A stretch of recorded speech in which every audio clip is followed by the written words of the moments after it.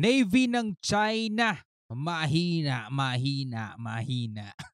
Ito ang video panonoorin natin mga kapatid mula kay PMC, Pinoy Mystery Channel. No? Ito ang title mga tola. Naku po, pati Navy ng China, mahina rin pala. Paano kayang mahina mga tol? No? Yan ang ating aalamin. Bibigyan natin to ng reaction video commentary mula rito kay Pinoy Mystery Channel. Nakalagay po ang link sa ibaba para sa mga gustong manood ng walang nagre-reaction na katulad nito. Kasi tayo, bibigyan natin to ng commentary and reaction video mga kapatid. No? So huwag nyo kakalimutan mag-subscribe kay PMC mga kapatid. At kung bago ka pa lamang dito at trip mo yung mga ganitong klaseng reaction video and commentary, syempre huwag mo rin kalimutan mag-subscribe. Click mo na rin ang notification bell para ma-notify ka whenever na may mga bago tayong reaction video na tulad nito. So wag na natin patagalin pa. Total, wala na rin naman tayong hinihintay na. Panoorin na natin to mga tol. Hukbong pandagat ng China, pinakamalaking navy sa buong mundo. Nilampasan pa ang Estados Unidos at ang Russia. Ginagamit ng mga komunista na pambulas sa mga karatig na Asyanong bansa. Pinangungunahan ng tatlong higanting aircraft carrier. Ginagamit nila para manindak, no? Mga intimidate. Ganyan ang ginagawa nila mga tol. Suportado ng mga destroyer, missile frigates at mga submarines. Sinabihan ng pinuno na maghanda sa isang matinding labanan sa South China Sea. Sino man ang pinupuntiriyang kalaban ay siguradong nanginginig na sa takot. Subalit magugulat ka sa malalaman mo na ang lakas ng Chinese Navy ay makikita lamang sa papel. Dahil ang mga barkong panlaban nito ay pinuputakti ng sari-saring problema. Mayroong mga naniniwala at marami din namang naghihinala. Ang tanong, totoo ba?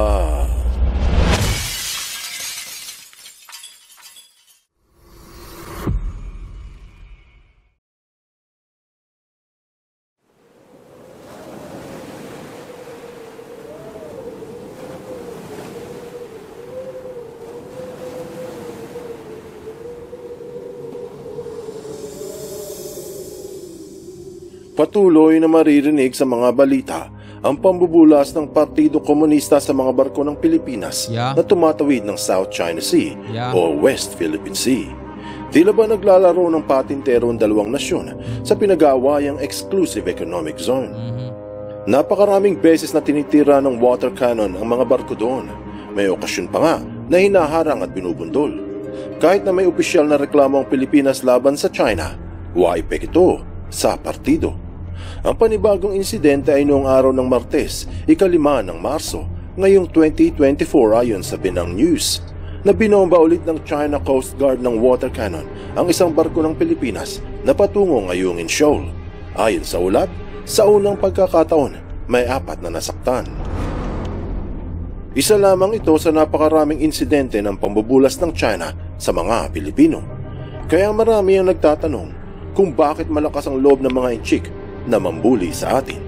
Tulad ng sinabi ko nung nakaraan mga tol, sa atin lang nagagawa ng China yung mga ganyan. Kasi ibang bansa pinapalagan sila mga tol eh. Tayo hindi eh. Isa sa palusot ng mga kumakampi sa komunistang China ay ang pambobomba ng tubig, panghaharang at pambubundol sa mga barko ng Pilipinas ay dahil sa pinoprotektahan lamang daw tayo ng China. Nako. Dahil sa delikado ang karagatan, kaya pinipigilan nila tayong mapunta sa peligro. Kumbaga dinidisiplina lamang nila tayo para sa ating kabutihan. Parang mga nanay na pinapagalitan yung anak. Sinabi na wag kang lalayo eh, di ba? Sinabi na wag ka basta pupunta ng dagat mag-isa eh. Delikado dyan eh. Parang ganun ba ang gustong palabasin ng mga pro-China? Kumbaga dinidisiplina lamang nila tayo para sa ating kabutihan. Parang isang magulang na pinapalo ang anak kung matigas ang ulo upang matuto. Siyempre maraming naniniwala sa buluktot na palusot. Ito ang tinatawag nilang gaslighting o pagbibigay ng baliktad na realidad sa mga hindi gaano nag-iisip. Siyempre hindi lahat ng Pilipino ay nauuto. Maraming netizens na nakakagamit ng kanilang critical analysis at hindi nila kayang gawing isang tanga. Alam ng marami ang tunay na dahilan ng pangaharang at ito ay ang pangangkin ng mga ganit ng komunista. Eto mga tol, 77% ang mga Pilipino ang bukas na ang isipan, bukas na ang mga mata. Yung 23% mga kapatid, sila yung nananatiling, sabi nga ni PMC, eng-eng. Mga tol, no? Ayaw nilang ipaglaban ng Pilipinas kasi mga pro-China yung mga yon, mga tol. Ang tunay na dahilan ng pangaharang at ito ay ang pangangkin ng mga ganit ng komunista. Ganun pa man, bakit nga ba malakas ang loob ng mga inchik na mambuli sa WPS? Kaila sa marami na taong 2021 nalampasan ng People's Liberation Army Navy ang sukat ng mga pinakamalaking navy sa buong mundo, ang Russia, North Korea at Amerika. Ang ulat ng Taipei News na mayroong mga 70 submarine ng PLA Navy at ilan dito ang pinatatakbo ng nuklear. Meron din itong 3 higanting aircraft carriers na ang pinakabago ay nilagyan ng electromagnetic catapult launching system. Bukod dyan, kasama sa armada ng PLA Navy ay ang mga makabago nitong guided missile destroyers, frigates at corvettes, mga panlaban sa karagatan na talagang katatakutan sa Asya. Ito ang mga pambungad ng PLA upang ipakita ang kakayahan ng Navy kung mayroong mga drill na nagaganap. Katulad noong buwan ng Setyembre taong 2023 na ibalita sa Maritime Executive na nagsagawa ang Navy ng PLA ng pinakamalaking pagsasanay ng mga aircraft carrier sa karagatan ng Pacific. Diyan sila magaling sa mga pagsasanay, mga tol. Meron akong isang video napanood dito rin sa YT, no, sa YouTube. Mga tol, kinumpare nila yung mga jet fighter ng Amerika at saka dito sa China kasi sila yung dalawang pinagtatagpo at pinag-aanay ko kumpare. Yung makikita mo sa mga jet fighter ng Amerika, iba mga madumi, may mga bakas, may mga gasgas, samantalang sa China puro makikinis lahat, mga bagong pintura, mga tol. Kasi ang dahilan, etong mga sa Amerika, nagagamit talaga sa totoo, mga kapatid, nagagamit sila sa totoong laban. Nagagamit sila sa aktwal, di ba? Dito sa PLA, dito sa China, puro sila sa ensayo, puro sila sa drill, puro sila sa simulation, puro sila sa ganun, mga tol, no? So kung pagkukumparahin mo, sa tingin mo, ikaw na lang kung ikaw tatanungin, gamitin mo lang din yung isip mo, di ba? Sino sa tingin mo yung mas magaling? Halimbawa na lang sa dalawang boksingero, sino mas magaling? Yung may experience ng lumaban, at marami nang nakalaban at marami nang napatunayan sa loob ng ring o yung puro ensayo, puro ensayo, puro ensayo. 'Di ba? So tuloy muna natin 'to. Kasama ang ilang destroyers at nuclear-powered submarines na nagpakita ng kanilang lakas pandagat. Ilang missiles din ang pinalipad na nasaksihan ng mga bansa sa Asya. Dahil dito, nabahagang buntot ng marami. Marami, pero hindi lahat. Joining me right now to talk more about the threat of Communist China is the Gatestone Institute senior fellow. He's author of The Coming Collapse of China as well as... Sa kabila ng pinamalas na nakakatakot na lakas pangkaragatan ng Chinese Navy, hindi pa rin nagpabulas ang ilang bansa, bagkusay, kinontra ang kakayahan ng China. Tama. Ilang buwan lang ang nakalilipas, inulat noong Oktubre sa Reuters na ang Pilipinas at mga kasangga nito ay nagsagawa ng kanilang naval drills na tinawag na sama-sama, kahit pa sa gitna ng tensyon sa Pacific. Base sa pahayag, kasama sa puwersa ay ang mga bansang Britanya, Canada, Japan at Estados Unidos. Ilang barkong pandigma ang ginamit ng halos 2,000 mga sundalo. Matapos pa ang ilang buwan, noong lang Pebrero taong 2024, binalita sa USI News na naulit muli ang naval exercise ng Pilipinas. Pero 3 bansa lamang ang kasali. Ganun pa man, ito ay isang tagumpay. Kahit kailan ay hindi nagpabula sa mga Pilipino sa pananakot ng mga inchik, kahit tinitira ng water cannon ng mga barko na tumatawid papuntang Ayungin Shoal. Kahit sabihin pa nilang ang China ang may pinakamalaking navy sa buong mundo. Lalo pa na gumagawa ito ng pang-4 na aircraft carrier upang idomina ang buong Indo-Pacific. Inaasahan na sa darating na taong 2030 ay aabot sa bilang na 440 ang mga barko ng PLAN. Dami. Kasama dito ang 80 mga submarines. Mas mabilis ang pagpapagawa ng China sa mga barko nila kumpara sa Estados Unidos. Oo, kasi wala na silang masyadong quality check.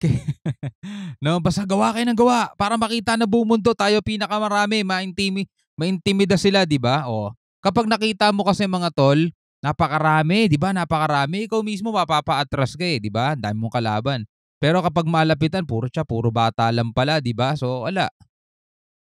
Kaya marami ang nababahala sa lumalaking navy ng mga komunista kung magpapatuloy ito sa kanilang layunin. Siguradong masasakop ang buong South China Sea. Sobrang dami kasi, no?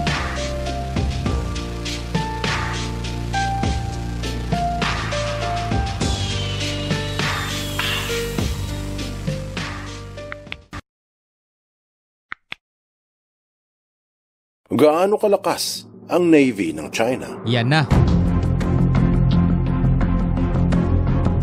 Yan na. Kung bilang ng mga barkong panlaban ang pag-uusapan, walang tatalo ngayon sa China dahil sila ang may pinakamarami. Kung bilang. Pero kung ang pag-uusapan ay lakas, dito nagkakaroon ng pag-aatubili. Dahil sa hindi kamat marami ay magaling na, bagamat kapag marami ay nakalalamang. Ang husay sa labanang pangkaragatan ay nasa galing ng estratehiya, sa lakas ng sandata at sa kargang teknolohiya. Halimbawa noong buwan ng Disyembre taong 2023, 3 maliliit na barko ng Houthi ang umatake sa isang aircraft carrier sa Red Sea. Sino sa dalawang nagwagi? Sa kabilang banda naman, 2 sea drone ng Ukraine na nagpasabog sa isang makabagong barko ng Russia sa Black Sea. Kaya estratehiya, teknolohiya at firepower lahat ay kinakailangan. Kung sa bilang walang tatalo sa Navy ng mga Inchik, pero ang problema sa Navy nila ay puno ito ng problema. Nagets mo?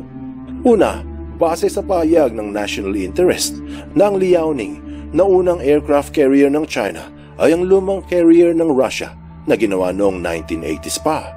Ito ay gagawing kasino sa dagat noong binili ng China. Nako. Pero nagbago sila ng isip at tuloy ang ginawang aircraft carrier ulit. Bagamat nilagyan ng advancing teknolohiya, ang korte at disenyo ay makaluma at hindi na naaayon sa makabagong kagamitan. Nako. Dahil dito, gumawa mga Inchik ng sarili nilang aircraft carrier. Pero may ilan na naman itong problema. Ayon sa Business Insider, katulad ng nauna nilang aircraft carrier, pareho itong tumatakbo sa gasolina, parehong mabagal at maingay, at hindi pwedeng pangmalayuan. Bukod dyan, sinabi sa SCMP noong taong 2022 na nahihirapang kumuha ng mga jet pilots para sa aircraft carriers ang mga Inchik, marahil dahil sa walang karanasan ang kanilang hukbo pagdating sa labanan sa dagat at sa Top Gun dogfight sa ere. Walang bihasang guro na pwedeng magturo. Paano magtuturo wala, pare-pareho silang walang karanasan. Di ba?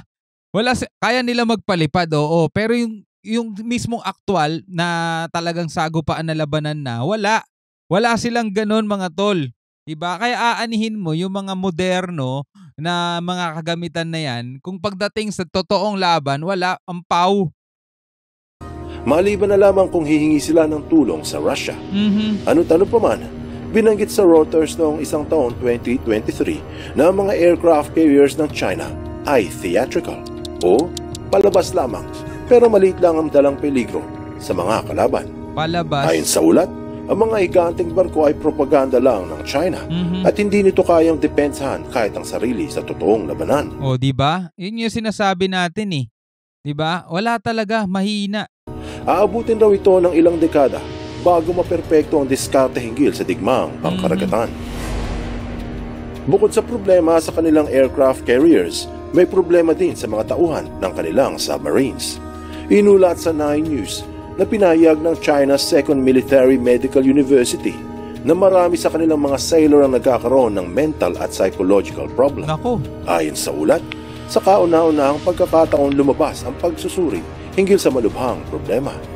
Binalita din niyan sa Business Insider na ayon mismo sa pag-aaral ng mga Inchik, nagkakaroon ng malubhang psychological problems ang mga submariners dahil sa kalagayan sa loob ng sasakyan sa ilalim ng dagat. Kaya siguro bago natapos ang taong 2023, naibalita ng NDTV na isang nuclear submarine ng China ang naaksidente dahil naubusan ito ng oxygen at 55 namatay. Bagay na itinanggi ng mga komunista. Malamang itatanggi talaga nila yan. Di ba pag nauubusan ng oxygen, nagkukulang sa oxygen, nagkakaroon na ng iba't ibang mga hallucination, 'di ba yung mga gano'ng mga bagay. So talagang makikita mo yung kahinaan mga tol, no? So paano naman sasabak 'to? 'Di ba? Yung mga ipinapakita nila, mga kagamitan nila, mga barko nila, 'di ba? Puro mga palabas nga lang, 'di ba? Mga ano yan, theatrical, 'di ba? Mga ganun lang daw. Ang isa pang hindi binabanggit ng partido hinggil sa napakalaki nilang Navy ay halos kalahati nito ay mga patrol boats lang at landing craft. Mga barkong rumoronda sa kanilang teritoryo at mga nagsasakay ng amphibians upang ihatid sa kabilang pampang. Hindi talaga mga panlaban. Siyempre may mga daladala rin sigurong machine gun sa mga patrol boats at landing crafts pero hindi akma sa mabigat na digmaan. Kung dadaanin sa bilang ng barko ng Navy, talagang napakalaki. Ganun pa man, hindi ito nauusisa ng mga karatig na bansa na ang kalahati ng Navy ng mga komunista ay walang silbi. Tapos, maraming problema sa aircraft carriers at ang mga tauhan ay nasisira ang ulo dahil nga magaling sa negosyo pero hindi sanay sa gulo. Anong aral ang mapupulot dito? Kinatatakutan ng buong Asya ang Navy ng mga komunista dahil sa ito ngayon ang pinakamalaking hukbong pandagat sa buong mundo. Ganun pa man, kung susuriin ang loob ng higanting armada, mapapansin na puno ito ng problema Ampaw. sa sasakyan, pati sa kanilang tauhan. Ito yung halimbawa na ano ang mas maganda, bilang o husay. Ampaw. Siyempre, mainam kung parehong meron. Kaso sa mga komunista, talagang pinunteriya nila lamang ang dami ng sasakyan kaysa sa galing ng kanilang panlaban. Para ba itong isang malaking puno, pero walang kulimlim? O ngayon, kung ipagtatapat mo, 'di ba? Ikaw na mismo tatanungin kung ipagtatapat mo mga tol, sa tingin mo ba may panalo talaga sila sa ibang mga bansa na alam mo naman na talagang sinaunang panahon pa talagang nagdodomina na ng buong mundo mga kapatid, 'di ba? O ngayon, saan ka papaanig diyan, no? Sinong sa tingin mo nga mas mananaig sa kanila? Eto, nailantad na mga kapatid at talaga namang mahina, 'di ba? Walang kakayanan, walang kasanayan, 'di ba? Hindi alam kung anong gagawin sa tunay na labanan talaga, wala. Ampaw nga kung tawagin Well anyway, ikaw bilang Pilipino pwede kang magbigay ng komento sa ibaba mga kapatid, no, mula rito sa video na panood natin. Maraming salamat kay PMC. Hanggang sa muli, ako nga pala si Shobal D. Peace out.